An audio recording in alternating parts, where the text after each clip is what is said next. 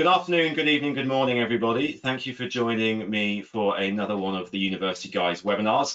Hope everyone is doing well. It's been a beautiful sunny day here in the United Kingdom. We're all enjoying ourselves, including my good colleague James, who's actually decided he has to stay outside. We are hopefully over the next 45 to 50 minutes or so going to give you some interesting information to help you, your child or your students look beyond the bright lights when they're considering the UK. The bright lights of the big cities, particularly London, can sometimes be an almost irresistible draw for students who are looking to the UK. But what we want to do is to explain for those who may not have the same level of familiarity with the nuance of choosing courses and universities within UK higher education, that there are many reasons why students would be well advised perhaps to look beyond London based on certain criteria. My name is David Hawkins. For those who haven't joined me for one of these events before, I am the founder and director of the University Guys, and we provide independent counselling services to students and families looking to come to the UK from outside the UK for university, or indeed to leave the UK to go and study in places like Europe, Asia, Canada, or the United States. And I do this as a member of the Council of International Schools, the Council of British International Schools, the International Association for College Admissions Counselling, and the Independent Educational Consultants Association. My contact details are there if anyone would like to follow along on social media, or indeed to get in touch if there's anything we can do to help you, your child, or your students. I'll let my two colleagues, though, also introduce themselves, and we're going to divide the session up into thirds. So first of all, Peter, if you could say hello. Hello, everybody. My name's Peter Brimstone. I work for Queen's University Belfast in Northern Ireland. I'm the international officer there within the international office. Primarily, my focus is North America, but I've previously worked with schools in the Middle East, in Latin America, and in Europe as well. Right, fantastic, and thank you for giving up your time on this evening, Peter. And hello to James. Hi there, good evening, everybody. I'm James Seymour, Director of Communications, Marketing and Student Recruitment at the University of Gloucestershire, which is based in Cheltenham and Gloucester in England, not too far from Wales and about 2 hours on the train from London. I lead the overall marketing and student recruitment team at Gloucestershire, which includes the international office, UK recruitment, marketing, communications, etc. I've worked for a number of universities over the last 25 years, and I'm also an active member of International ACAC as well.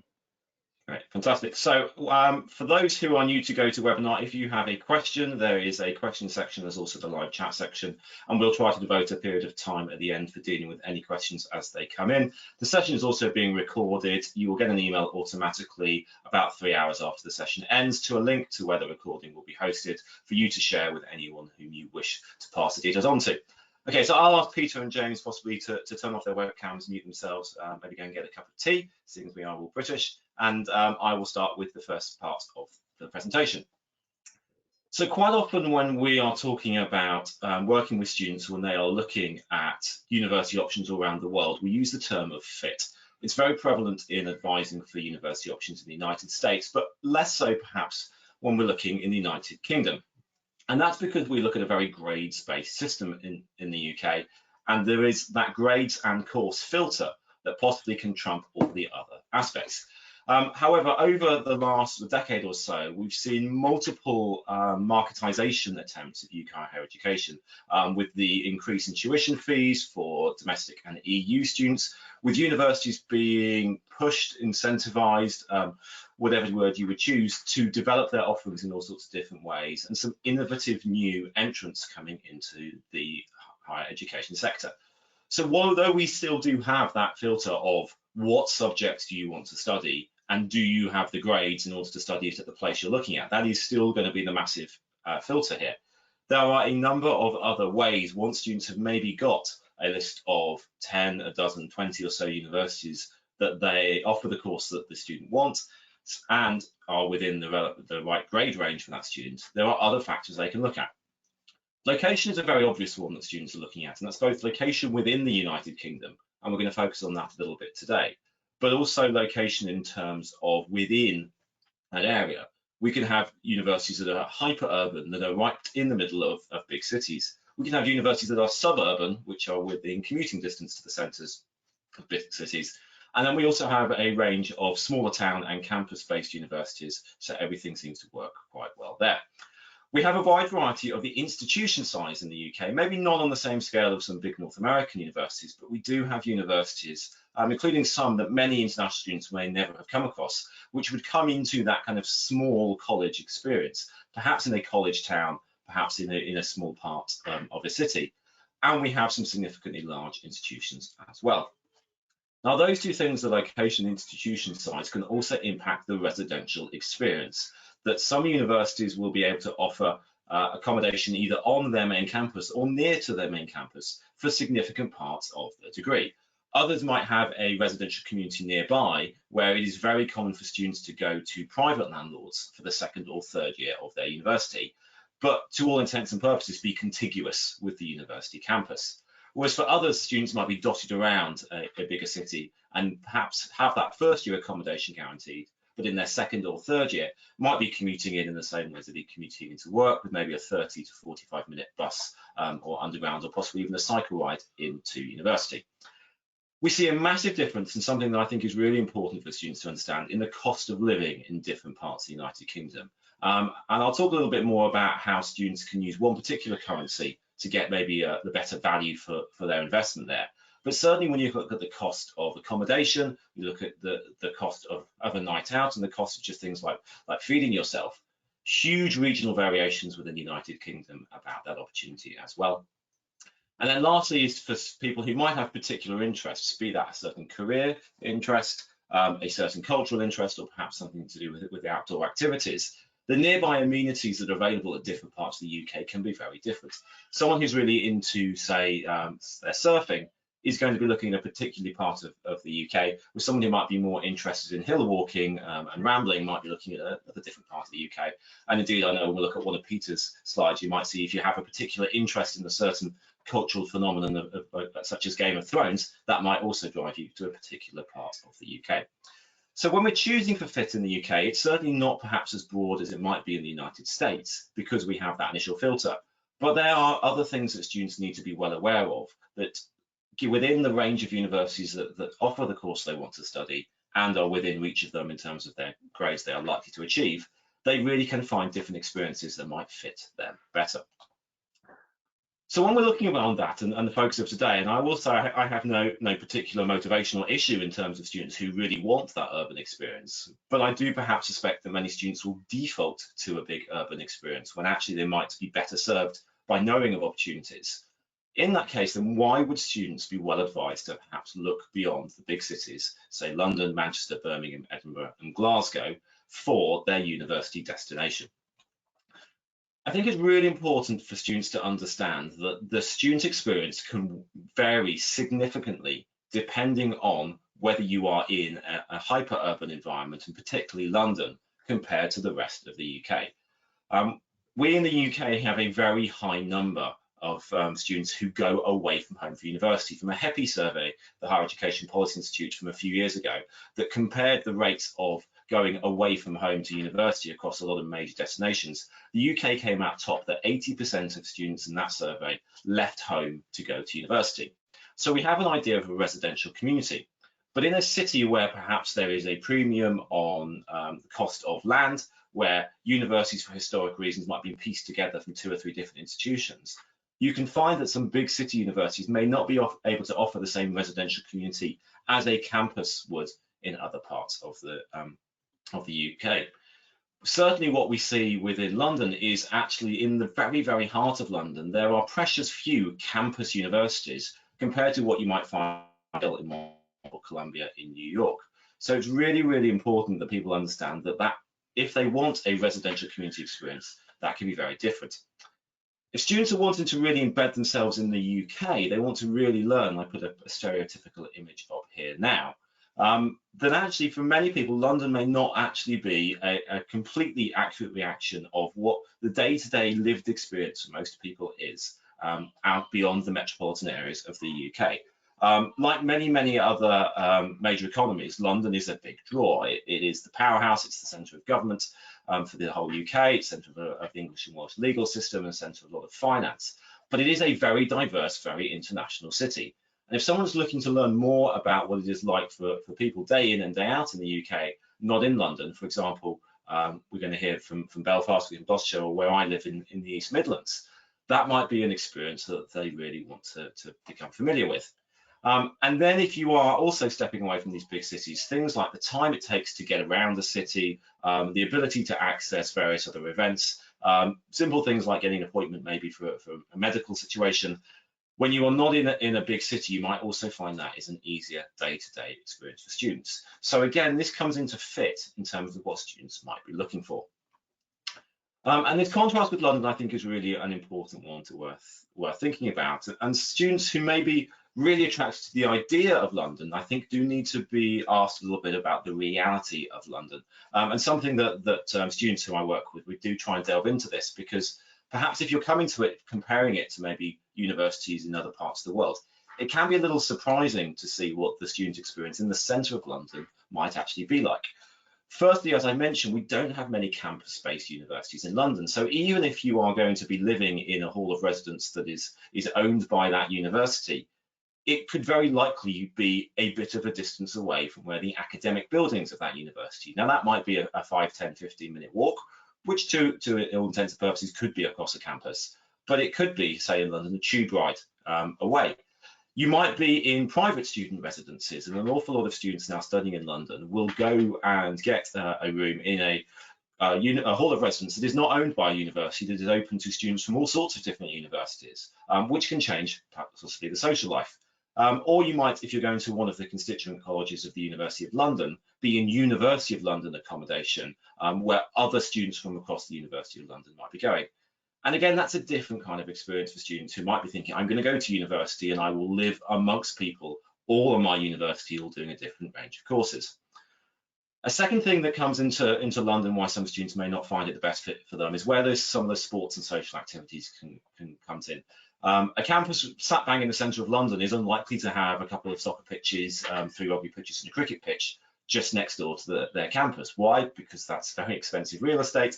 And so you will find that those sports and social activities sometimes have to happen a distance away. So in the UK, we quite often will have it that one afternoon a week is when the sports activities will happen, and universities are playing at the universities. Now, that could be a case that students are having to share an Uber, they're going on the bus to get to their home pitch, which actually could be a decent way away. And the third thing, and something that I'll touch on a little bit more, is the relative selectivity of London. It is a hugely attractive study destination for some really, really wonderful reasons. As I said, I'm not here to do it down. There are some really powerful reasons why students would be attracted to the London student experience.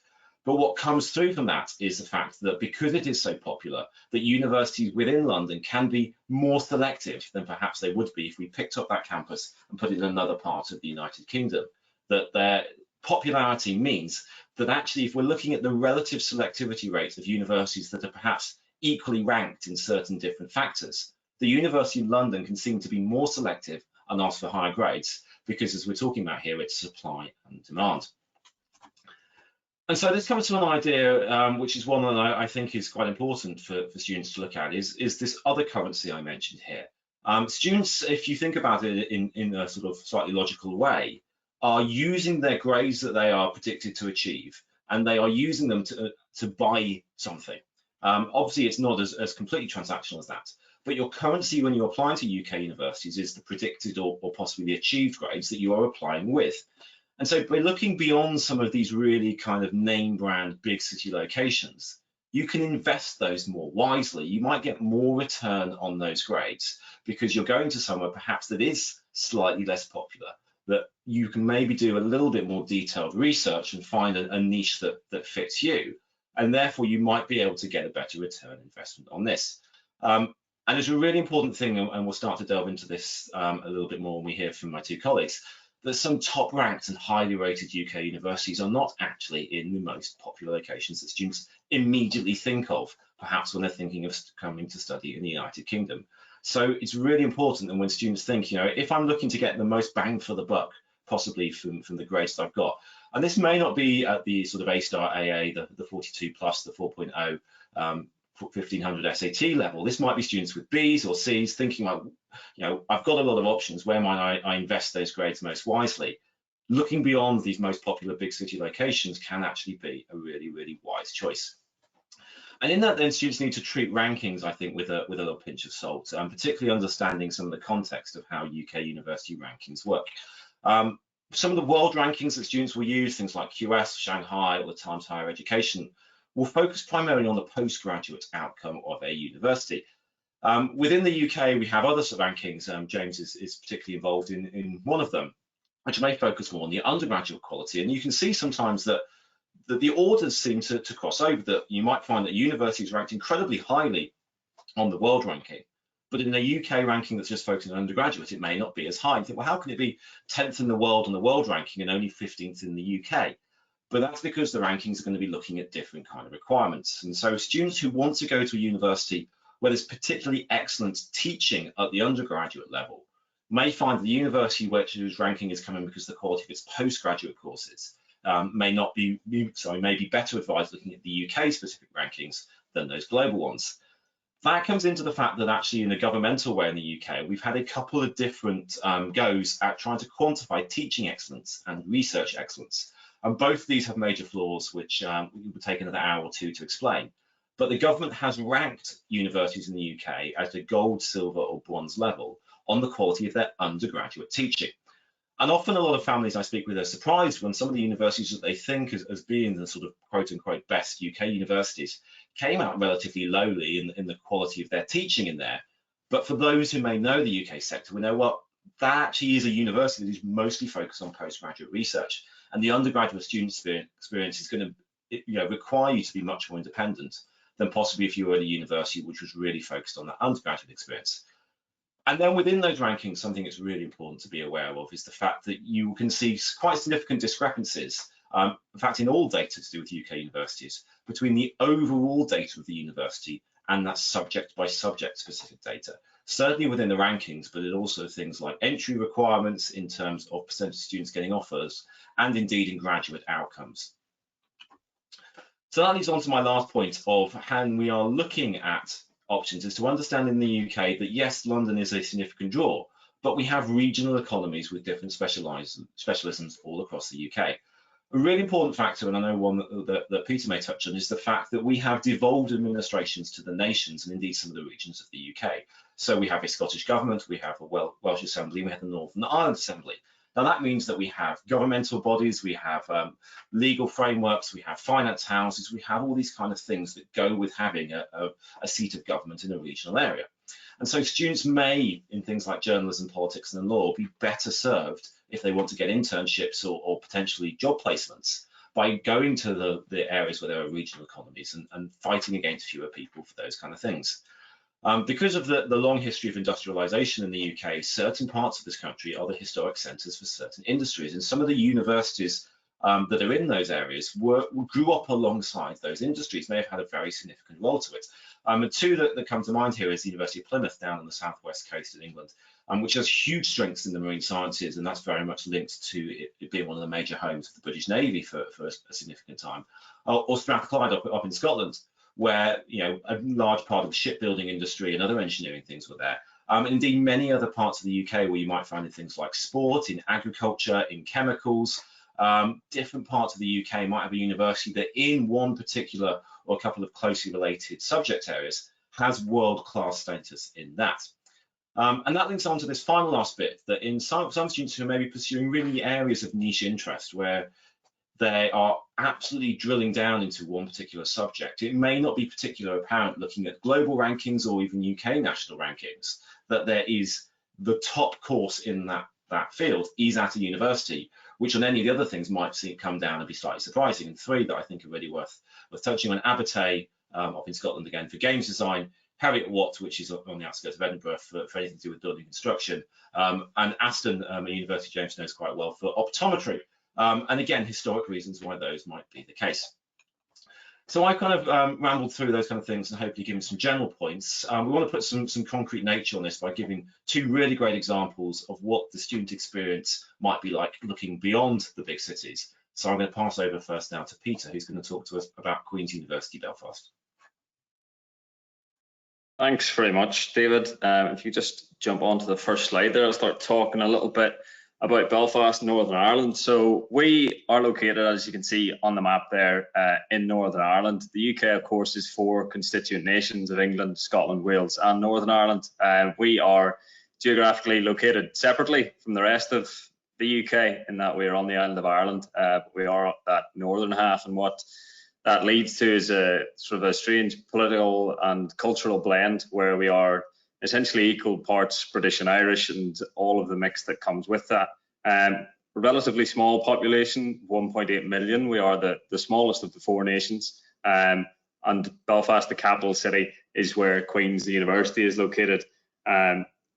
Northern Ireland's quite well connected. We have a couple of major airports in Belfast that will connect you to the likes of London in an hour, or Edinburgh, or to the rest of mainland Europe, and connections through the Republic of Ireland as well, with whom we share an open border. Northern Ireland probably best recently known for frustrating the Brexit process, for anyone who's been following that situation closely, and that is precisely because of our geography and where we are, and the fact we now share the UK's land border with the European Union.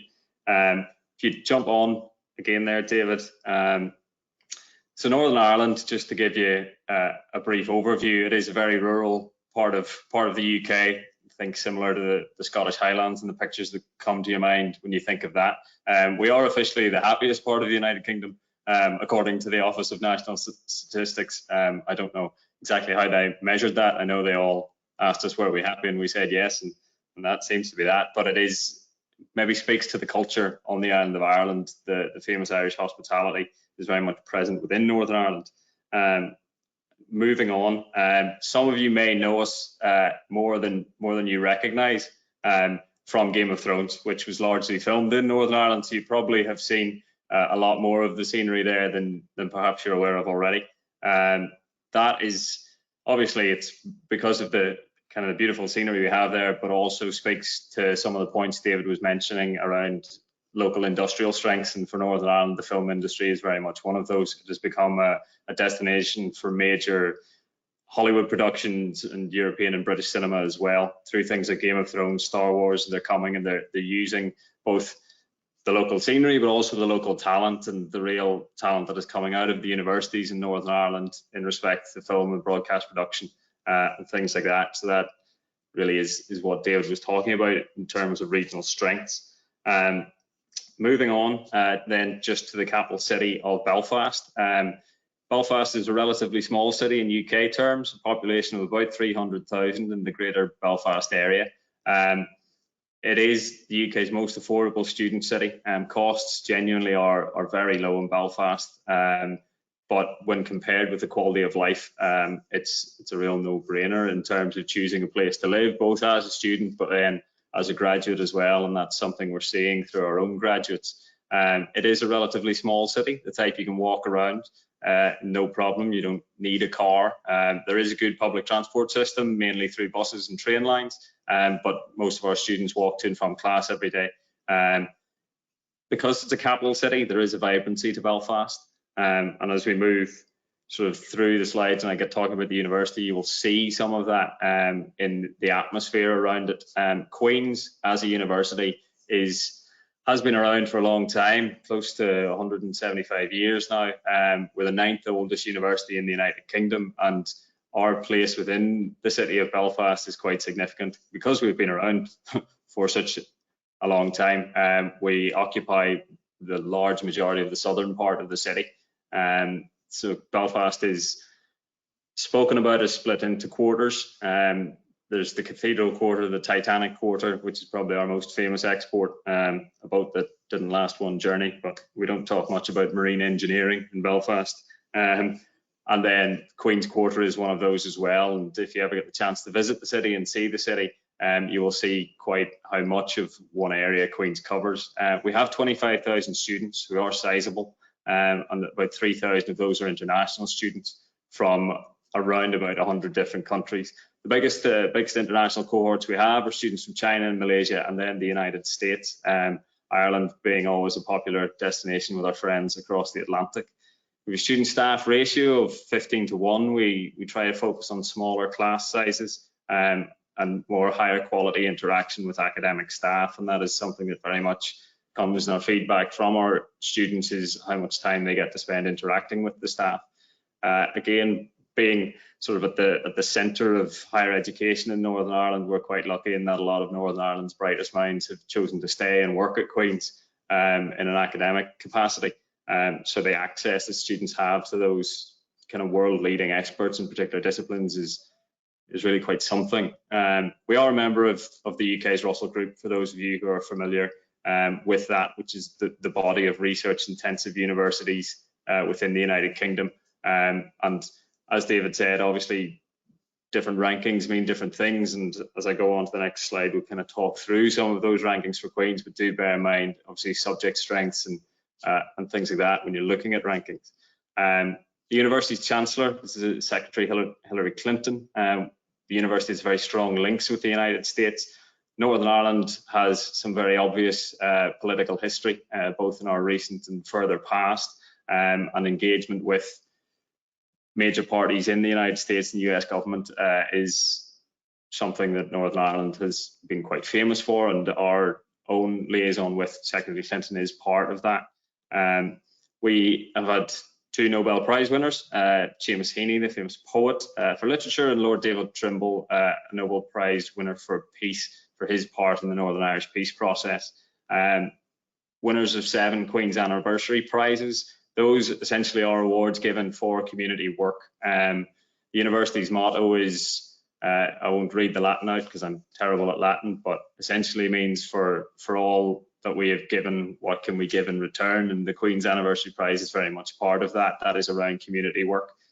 Queen's has had to be a rational centre to a lot of what has happened in Northern Ireland politically over the past 50, 60 years. Northern Ireland has had its history, and Queen's has been essentially the eye of the storm while a lot of that was going on, and a centre for rational debate and the centre for giving back to the community that we're a part of. And that's seen in things like our alumni, who are prominent figures in politics in both halves of the island of Ireland. Mary McAleese is the President of Ireland, Arlene Foster is the current First Minister, are both alumni. And then in terms of famous faces, everybody likes a good actor. So Liam Neeson is one of ours. A couple of interesting facts. Queen's actually held its own UK parliamentary seat in the House of Commons up until 1950, where graduates would nominate someone to be elected and sit in the House of Parliament. And also Queen's, despite being quite an ancient institution, has always been forward thinking. We had female deans in post at the university before Oxford even started admitting students. As David mentioned, take these rankings on face value, and please do research into what this means in particular subject areas for your students, if it's for your child, and identify those strengths in key areas. But Queen's has some particular strengths. There's a list of subjects there. I won't go through them one by one, but there are some things that clearly stand out, the likes of politics and international studies. We are a live, living political environment in Northern Ireland, both in our relationship through things like Brexit in the modern term, and then our own actions throughout kind of the peace process, and Queen's role in facilitating political conversation and the access that students have to those live environments really is unparalleled, certainly within the United Kingdom and arguably within Europe and further afield as well. Access to communities that are still going through what is a post-conflict environment. And as we move on then, again, just to give you an idea of how subject areas are broken down at Queen's, we have 3 academic faculties. The first one is the Faculty of Arts, Humanities and Social Sciences, which encompasses a lot of that work around history, politics, philosophy, law, education, and of course our management school, which is business, finance, etc. We then also have the Faculty of Engineering and Physical Sciences, which encompasses all of our engineering. Architecture sits in there as well, as does computer science and cybersecurity, which we'll touch on a little bit more later on, because of particular strengths in Northern Ireland of those industries. And finally, we have a Faculty of Medicine, Health and Life Sciences. Queen's has quite a large medical school. We are currently the only medical university in Northern Ireland, so we have quite a large catchment area, and that means just the way the UK medical system works, we have quite a large number of seats for medicine and dentistry, so it is a very popular subject choice for international students in Belfast. And then outside of the academic setting, we look very much to see what we can deliver beyond just the classroom for students. This slide kind of encompasses some results from the most recent International Student Barometer, and this is by no means saying that we are the best in the world at these things or the best in the UK at these things, but this is student feedback and this is student opinions. And what it clearly demonstrates is some of the things that we tell everybody. The cost of living in Northern Ireland is phenomenal for the quality of life that you get. It's a great place to live. It's a great place for students to live, and their money goes a lot further. And you will see, again, if you ever get the chance to visit the campus or visit the city, that image in particular is of our graduate school. It is a beautiful campus. And students see that, and that is reflected in some of the ratings they give us there. And we haven't kind of just rested on our laurels. And as the next slide will show, it's not just about the fancy old kind of red brick buildings. It's about what we do inside them. Employability is such a huge part of the student experience now, and that is something we work very actively with our local industry on. David mentioned kind of the strengths in different regions in the United Kingdom, and that is particularly relevant in Northern Ireland in some industries. As I said, for dentistry and medicine, we have the entire catchment area of Northern Ireland for our medical and dental students to work in. So the range of medicine that they can access on a practical sense through their placements is unrivaled in the United Kingdom, because they have access to every single part of the medical system within the National Health Service. So if students want to study oncology or gastroenterology, whatever it may be, they can go out and do the residencies in those, because they can get into every hospital in Northern Ireland rather than a limited catchment area as exists for a lot of other medical schools in the UK. We're also first in the UK, there you can see, for graduate prospects for electrical and electronic engineering. A lot of that is in the area of computer science and cybersecurity, because Belfast is the finance and tech hub of the United Kingdom outside of London. That's where a lot of companies are choosing to base their headquarters, particularly big US companies are choosing to come to Belfast, and that is because of the strength of the university in those subject areas and the quality of graduates that they're able to produce year by year. So our graduate employability rate out of the likes of computer science and cybersecurity is as close to 100% as you can get, really, with the opportunities that are available in the city. This is not just focused on those programs. Throughout the university, we work very closely with the local government in Northern Ireland and with local industry in Northern Ireland to secure opportunities for our students. We do this in a number of ways, course advisory boards being the biggest one of those, where we ask these companies to come in and review our curriculum annually to see if our graduates are being prepared for what their industries need in 4 or 5 years' time. A lot of these industries are moving very quickly and developing rapidly, and we know our students need to have the skills to meet the demand that's coming down the line, not the demand that they have now. So that is part of that. And moving on, again, outside of the campus, outside of the traditional red bricks that you'll see on all of the marketing material, is some real specialist facilities for students to dive in a really meaningful way into their subject area, whether that's through the likes of our Sonic Arts research and Queen's Film Theatre. As I said, we are also becoming a hub now for UK cinema and world cinema.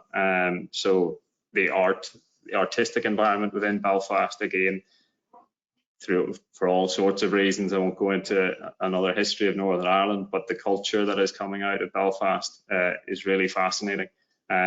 And what's that bringing in terms of film and music and TV is fantastic. We also have 4 key research institutes.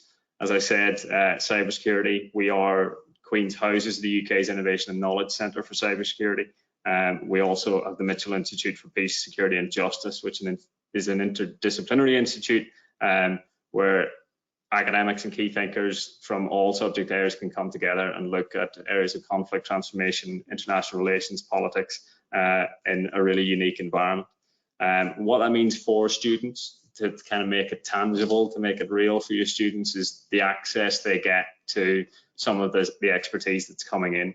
You know, if you look at our politics students in the last couple of years, they can sit in and listen and ask questions to the likes of Michelle Barnier in the middle of the Brexit process, or to Tony Blair and Bertie Ahern when they came to talk about the 20-year anniversary of the Northern Ireland peace process, or Secretary Clinton herself when she's on campus, and just that access to students that they may not see in other UK universities because of Queen's position within Northern Ireland and the particular circumstances there, and just what that adds to the student experience outside of what you might traditionally think of in a classroom.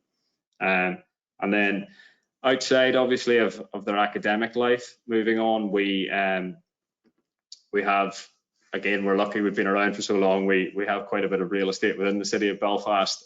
We own all of our own accommodation. It is guaranteed for every international student that comes to Queen's. They will be living in Queen's accommodation. We have, you know, Belfast isn't that big a place. You can walk to the city centre in 10 minutes in one direction and walk out into the suburbs in 10 minutes in the other direction. We have accommodation options in both. It's all private rooms, ensuite bathrooms are there if you choose them. And we have a residential assistance program that is probably more akin to a US setup than it would be within the UK, in that we have a 24-hour team of students who are employed by the university to essentially provide pastoral and social care for the students in our accommodation. So there's a real community feel to the university, and it feels, you know, it feels like Queen's is part of the city, and you always feel like you almost always feel that you're on campus.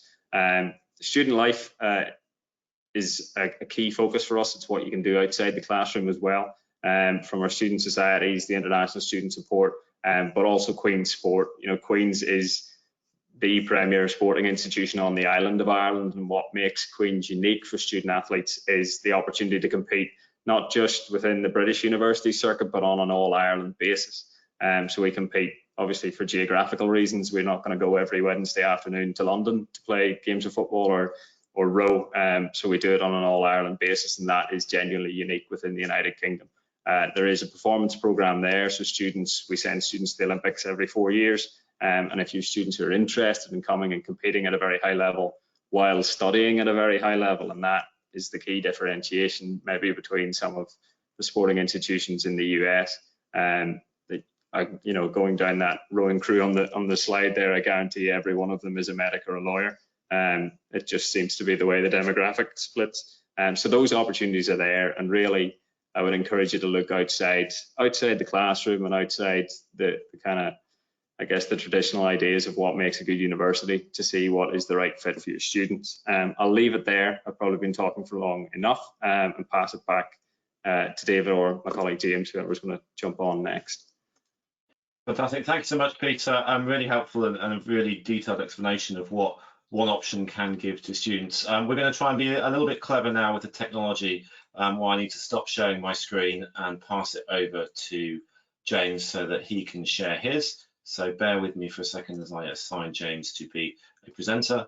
Here we go. And hopefully, James, you are now able to share your screen from your end. Okay, can we see that? That is, if you start the slideshow, then James, I can see you. So we're good to go if you want to full screen your slideshow in the normal way. There we go. And can you see me as well, or just my slides? We can see you, we can see your beautiful house, and we can see your slides, so it's all good. Excellent. Okay, just a minute.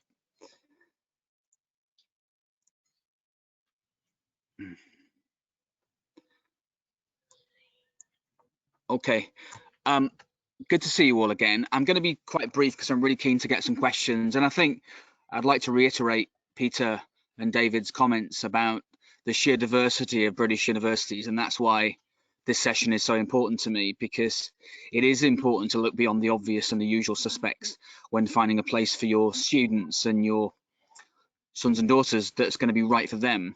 And I think some of the key things that have already come out would be around student support, around student experience, around issues like safety and space, and also some of the regional specialisms that colleagues have already alluded to.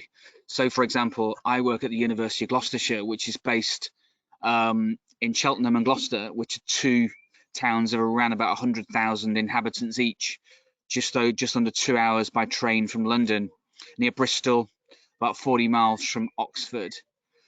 But my own university is relatively small, has around about 10,000 students and about 2,000 staff, and again, a very high staff-student ratio. specialising in small group teaching. So, for example, to us, a lecture would be never more than around about 120 students. The majority of our teaching is through tutorials and live design and laboratory and critical sessions for our art students, our designers, our computer games designers, our cybersecurity students, etc. So that's probably an important message around the diversity of British higher education. Hopefully you can see my slides as well. If not, I will minimize my screen. We can see them, James. That's absolutely fine. So if you, okay, good, excellent. If you click forwards, you should be able to get to the next one. So, okay. So just a bit of history about the university. Really, it was founded in around about 150 years ago, and it was particularly specialising in arts and education. And this again is where some of the smaller universities in England and Wales, they often kind of were created as art colleges, as colleges of education, partly training teachers, but also creative artists as well. And the university gained full university status in 2001. But more importantly, it's kind of, to us, smaller and different kinds of universities try and specialize in particular course areas, but also try and think about an ethos, a real kind of sense of place, a sense of mission. So we look at, for example, 6 key questions really. Where will my degree take me? What kind of support do we give our students in getting good placements, internships, seats in relevant companies and organizations, and obviously graduate jobs? And we actually support our students for 10 years after graduation directly through what's called our Your Future Plan team.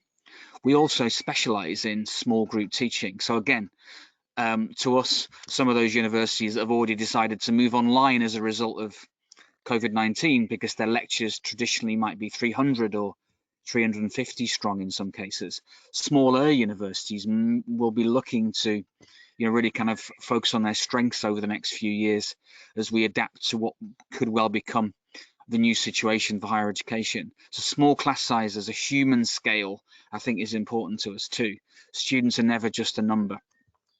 But also we have that full kind of student experience that you would expect around guaranteed accommodation, 100 clubs and societies that students can join, and a really strong access to quite world famous towns and cities. Cheltenham and Gloucester. Cheltenham is famous for festivals. Well over 500,000 people visit Cheltenham every year for one of about 30 different festivals that take place, from racing to literature to jazz to music to science.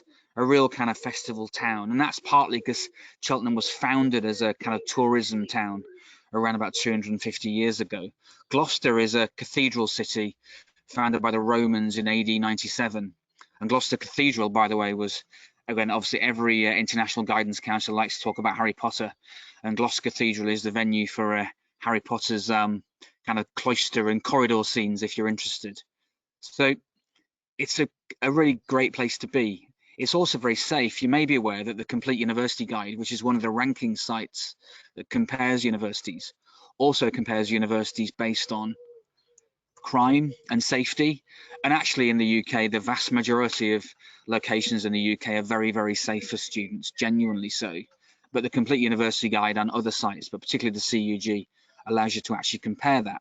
So when you are kind of looking at different universities and looking at whether London or Manchester or Birmingham or Glasgow or Bristol or Leeds or whatever, a big sort of urban city is right for them, then that might be worth looking at in terms of whether to choose a particular university, if that is a concern for some of your students or indeed yourselves or some of your learners. So, and also universities are quite strong on what their ethos is and what their key messages are. And I think to us, for example, sustainability and looking to the future in terms of green issues and carbon emissions and sustainability are actually really important to us too. And we can all quote rankings, but there's a ranking every year in the Guardian newspaper through an organization called People and Planet, which is linked to Friends of the Earth and Greenpeace, that looks at particularly universities around the UK that are the most sustainable, that really care about the future in that context by embedding sustainability and climate change issues into their curriculum, by looking at research into those areas, but also really instilling staff and students to really care about that issue in terms of the future. For example, we don't print our prospectus anymore. We actually binned our prospectus for the final time this year. All of our communications and our resources for our future students, parents, advisors, teachers is all online. And that's important to us because it makes a statement that we're thinking to the future in that context. So moving on, again, size is important, and I think this session is hopefully going to be generic as well as just talking about Gloucestershire. We are global. We have students from over 50 countries on campus, but again, there isn't kind of one particular country around the world that dominates our international student body. Particularly, it's kind of Canada, China, Vietnam, Malaysia, as well as the USA too. Those are the kind of most common countries, as well as Hong Kong and Singapore. And most of our students who come to us from around the world are coming to do courses that we perhaps are well known for internationally and across the UK. Courses like media production, television production, journalism and media, sports journalism, cybersecurity and computer games design. So you may be aware that GCHQ, which effectively is the UK's premier government agency for intelligence, I suppose. GCHQ is based in Cheltenham, around about a mile or so from my campus, and there's about 6,000 highly qualified scientists and mathematicians and cybersecurity specialists who are based in Gloucester, and in Cheltenham. And as you would expect, our students have placements and internships and get graduate jobs with organisations like that. Gloucestershire is also very strong in the design and the film production area too. There's some major studios in our county. There's also animation, quite a strong animation tradition just south of us in Bristol, where Ardman is based, famous for Shaun the Sheep, etc. And again, lots of our animation and our creative students gain roles and jobs and internships with those kind of companies too.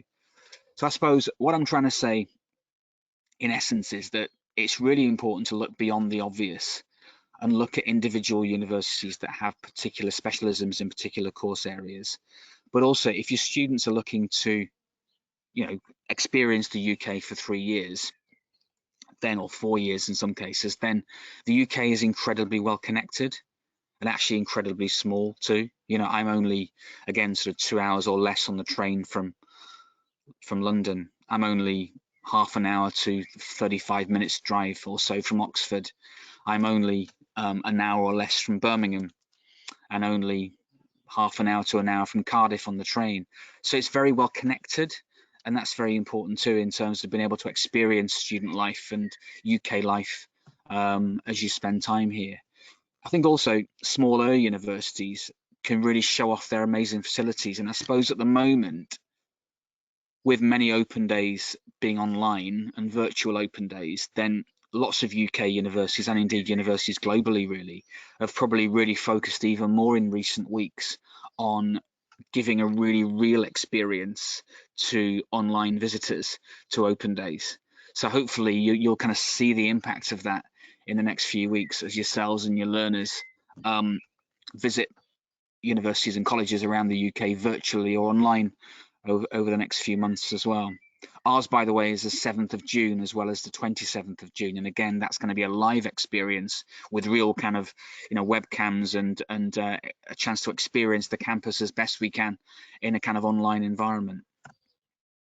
So again, lots of great facilities, from moot courts to television studios to design areas. We had a visit a couple of weeks ago from somebody at the BBC who said, BBC News in the UK, basically said, you know what, we could actually run our entire news operation from your studios. They're so good. We've got UCAS, because one of the claims to fame for Cheltenham as well is that it's the base of UCAS, which is the body that I'm sure you're aware of because it handles the vast majority of applications to UK universities. That's based next door to us.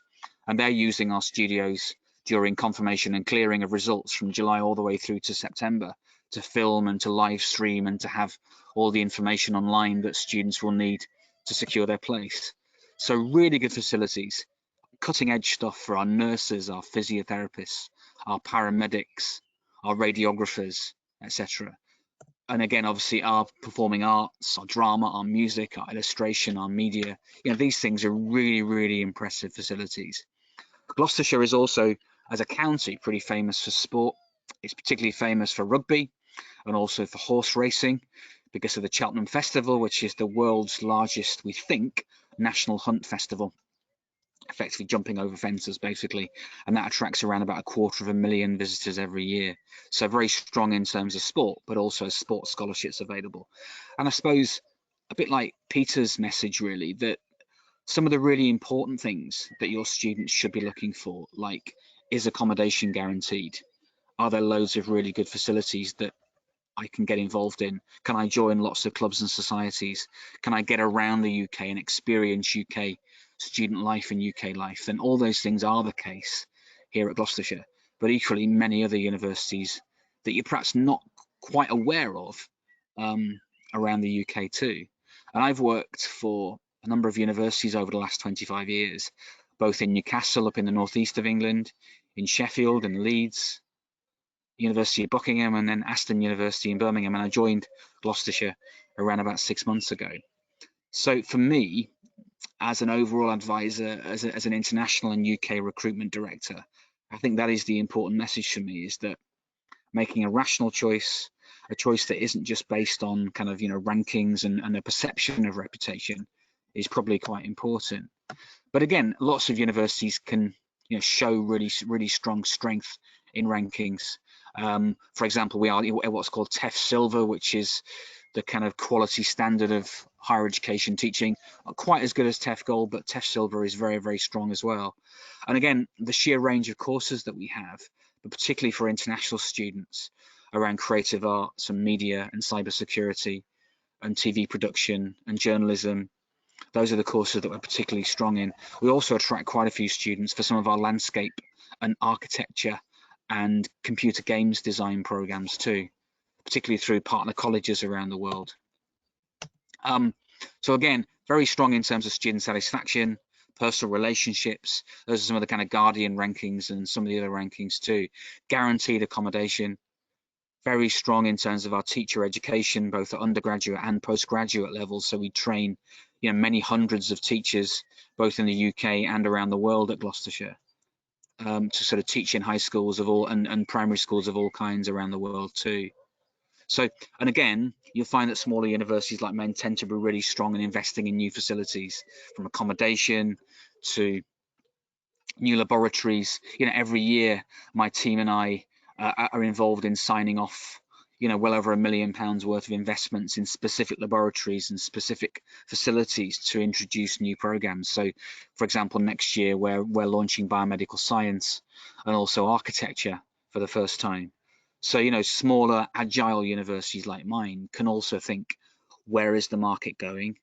Where is there going to be demand for future students in the next 5 to 10 years in the health and the bioscience areas, in cybersecurity, but also I think in the creative arts and media and journalism and those kind of areas, because as we emerge as a kind of global economy from the challenges that we're all facing at the moment, I'd argue we need creative arts and journalism and media and production and television and film even more than ever, in addition to the engineers, the scientists, the nurses, the doctors, etc. Just briefly, our own careers and employability facilities are actually really important to us too. So again, our students can get support for their future plan 10 years after graduation. So that's it from me. Again, the virtual open days on the 7th of June and the 27th of June too. Happy to share my details. My team and also visit, assuming we can the next few months, of course, visit countries around the world, but also host online webinars and seminars and things, and obviously virtual open days as well. So please feel free to get in touch with my team and I, and I'm really keen to get some questions about the breadth of UK universities beyond the usual suspects. And thanks for David and colleagues for inviting me too. Thank you. Thank you, James. I'm going to slip back over to me. It's lovely to hear the bird song as well, whether that is true or you've just got a little thing squeaking it in your ear. That's wonderful. we've got a few questions coming in, which we'll get to in a second. For those who may be new to advising students to come into the UK, or maybe new to I and my company, the University Guys, we put a lot of resources online. It's not just these webinars that we do. We have a podcast, which we're just hitting episode 54, which will come this Saturday on the topic of student safety. The universityguides.com, as you'll see the screenshot there, has a lot of resources online, including a good library of previous webinars that we've done. The podcast, as I mentioned, is hopefully a very good resource, particularly for counsellors. They tend to be 25, 35 minutes long, and I've picked an episode that might be of relevance for this topic, which is episode 13. I'm interviewing Paul Chulon when he was Director of Admissions at King's College London. He's now involved in the IB organisation. Explaining what happens actually when your application goes to UCAS, what happens next, which is quite a really interesting insight in terms of things there as well.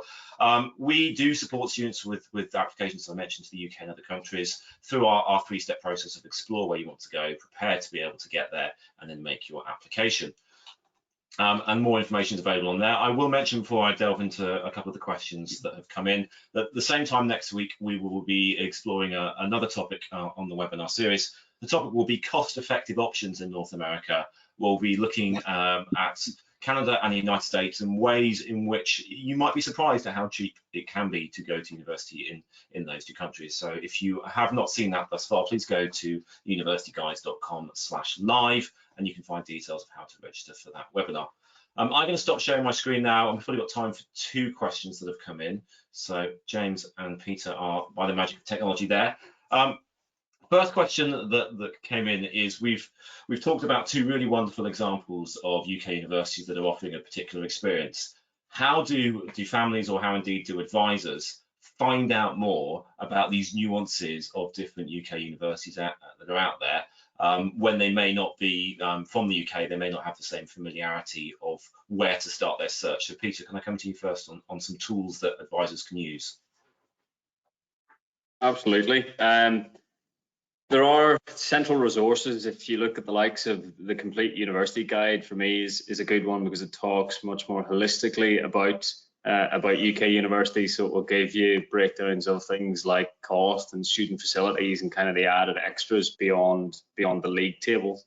If you're looking for league tables, as David mentioned, I mean, like, my advice is if you know what subject that your student wants to apply for, start with that as a basis, and then maybe take your time to go through the top 5 or 10 in that subject area and jump on their websites. But I mean, like, naturally, I'm going to say engage with the university, you know, contact the international office and ask them to talk you through it, because you can't be expected to understand the nuance and find out what it is about their area. And then obviously people like David, who knows the sector inside out, is a great resource, I'm sure, too. James, I don't know if you have anything you want to add to that. I think, yeah, just to reiterate that it's probably worth looking at a ranking or a league table initially, but then just perhaps doing a search of particular universities that are maybe outside the top 20 and just get a flavour of what they specialise in. And that might be through a kind of write-up in the Sunday Times or the Guardian or the Complete University Guide, or indeed some of the kind of more holistic resources that you talked about. And it could well be that you can get some real qualitative information about the courses, those programs, as well as just the raw rankings. I mean, I'm involved in setting the methodology for the Complete University Guide, which is the one that's kind of mixture of research quality as well as all the other human factors that are really important to prospective students. And I've always said that, you know, some of the best nuggets of UK universities are not just outside the top 20, they're actually outside the top 50, particularly in certain course areas, as David alluded to. So I think, you know, it's not all about, for me, it isn't about the reputation of a university that you can, brag about, to sort of use a UK colloquialism. It's about, is it going to give your students and their friends a really quality experience and a global experience, but also an experience which is consummate to the kind of what the UK is all about. And, you know, sometimes I think that having a university which has got a really strong diversity of students from all over the world, but where there isn't one country that dominates, that's sometimes that's quite important to me in terms of, you know, having that great truly global experience. And I think actually visiting, if it's possible to visit virtually, as it very is at the moment, but certainly in the next few months, it'll be clear that visits and university tours, we hope, will be available again. And getting a feel of a location is really important, And when I put that photo of my university up in my title slide, it wasn't just a kind of a stock photo. That's the photo that I took when I first started at the university. In the kind of late summer of last year, when I knew I'd got the job, because I just wanted to get a feel of the sheer space and the sheer kind of beautiful countryside that my university is surrounded by. And that might be important to some of your students. I know that some of the US universities are really famous for their locations in the kind of upstate New York or whatever, and that's incredible experience too. So look beyond the obvious is my key message, really. Okay, thank you very much. The thing I would add, and I noticed I've got one of the parents of a family I'm working with right now, we're having this conversation just last night, that not every university may offer the particular content of a course that a student might want to. And we've talked about modern and historic universities in some of the examples we've got here, and universities that have come from different constituent places that have formed one university, that you might find that a particular university has, the only or one of very few courses in that area, or the type of course, the type of content a student wants to study is not actually available at what might be the sort of name brand universities. And I think we've had that very cogently explained by two really great examples. I'm conscious of everyone's time. I'm particularly conscious of the fact that James is outside and that the rain may be coming soon, because this is an English summer. So I'll wrap up with one more question. And a lot of the audience today have come from the Americas, including the United States, and we know there are complications right now with some of the testing that students have traditionally used to access UK higher education. SATs and ACTs are really up in the air right now. There were some challenges with the APs recently, students taking an at-home AP and weren't able to upload their testing. James, we come to you first briefly and then to Peter. What guidance can we give to friends and colleagues in the United States or other students that might have been using those US tests as their entry pathway to UK universities? I'll probably hand over to Peter if that's okay, because I'll be honest, the majority of our North American students to Gloucestershire come from Canada rather than the US. Most of our US students come from at graduate level. We do postgraduate courses in things like, again, creative arts and media and cybersecurity. So perhaps if Peter answers the specific US question, but I can talk about English language testing and any other issues around, because I'm involved in my own university's planning for September and the scenario planning. And again, so I'll perhaps let's bump over to Peter on the other side of my screen. I feel like I'm playing ping pong, and then we'll come back to you just to wrap up with that. Yeah, no problem. Just, I guess, to touch on a point that James mentioned, what you will find in a lot of the smaller UK institutions is we treat every applicant as an individual. You're not just a number in the system, and no student is just a set of qualifications, and that has never been more clear in our admissions process than during this situation. So what we have done with all of our US undergraduate applications is, as soon as we knew that AP tests were cancelled or AP tests were moved online, SATs were cancelled, was to just do a full review of every application one by one, and to speak to school counsellors, to speak to the students and understand their individual circumstances, and to then take a more holistic view in terms of their grade profile. So what have they been doing in classes, and how can we look at classes they've already sat and exams they've already sat, perhaps, or just grade profiles and teacher reports, and find solutions for those students. It's not a hard line of, you'll see it written on websites, you need a certain GPA and a certain score in the APs, but we're much more transparent in the UK than in the US in how we make decisions, and we will talk to you like you're a person, funnily enough, in this process. So if there are concerns, if you have students, if it's your own child who is looking at the requirements and thinking, actually, because of circumstances outside of my control, I can't meet this, reach out to the universities. And that, the way you're handled by that admissions team will give you a really good flavor of how that university will look after you as a student. Because if they take your application, they go, right, we know this is outside of your control, let's look at it, then that's a pretty good sign that they will continue to look after you throughout your duration studying in the UK. So I guess to cut that down to one line, get in touch with the admissions office. They will look through your qualifications and work it out for you. Great, and I would echo that entirely. I think sometimes international advisors can find sometimes that the traditional anonymity of UK universities can be quite off-putting, that the website says this. So I would encourage you to find the international office. If you Google the name of the university and the international office, you'll tend to find some good contacts on there as well. And also say, and I should do the job of flying the flag for the UK. Like everywhere around the world, the UK will be very, very, very keen to have international students turn up both in 2020 and 2021. Yeah. And so students will get a very warm welcome. And my colleagues can't say this, but I probably can. Will be treated probably with very high levels of flexibility in terms of maybe grade requirements, depending on supply and demand. So just to wrap things up, James, with the sort of COVID-19 September situation, and then we will bid everyone a good evening. Yeah, I think my core message really is that in terms of selection, many of our courses select mainly by interview, by portfolio, by in some cases audition too. So the kind of both our UK applicants as well as our overseas applicants, of course, have been interviewed and auditioned and submitted their portfolios for our viewing, as it were, significantly more in recent months. So all of us have learned so much actually in that context. So, and also I think we're still receiving significant numbers of applications actually from students from all around the world for a September start.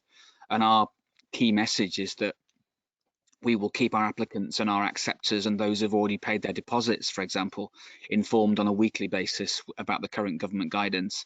But again, we are planning to start in September. We are planning to welcome students in September. We are already making room offers for our students, both UK and in some cases overseas students, for September. If that situation changes because of UK government guidance, or indeed your own government's guidance, then obviously we'll be informed. And so everybody, and certainly my own university, is scenario planning around a degree of online learning as well as face-to-face.